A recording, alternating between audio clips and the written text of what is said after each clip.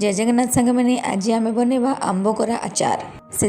मु आम गार्डन रु बहुत सारा आंब तोली नहीं आसी भलसे धोई तार स्किन गुड़ा काढ़ी नहीं आहापर गोटे ग्रेटर साहाय्य ताकू भलसे कोरी नहीं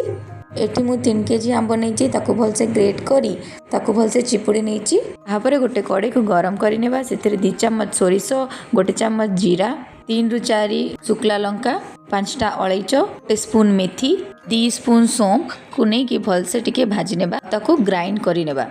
आहापर गोटे कड़े नेबा से 3 गिना सोरष तेल पकेबा आ से ग्रेट करिथिबा आंब गुड़ा को पकई भलसे टिके भाजी नेबा जेते बेले आंब आउ टिके पानी छाड़ी आसीबो सेथिरे गुड़ को मिसई देबा एठी मु केजीटे गुड़ नहीं गुड़टा को भलसे मेल्ट होला पर्यंत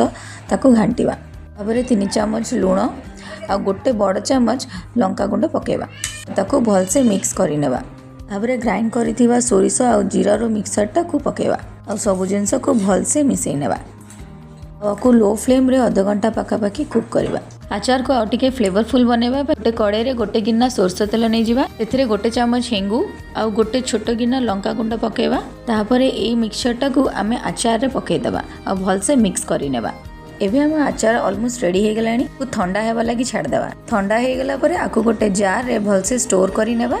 आउ आचारटा को 3 दिन खंडे खरारे रखिबा देखंतु एबे हमर यमी यमी आंब कोरा आचार रेडी हे जाइछ आपनको ए वीडियोटा केमती लागला निश्चित जणाइबे आउ हां मो चैनल को सब्सक्राइब भी करि नेबे।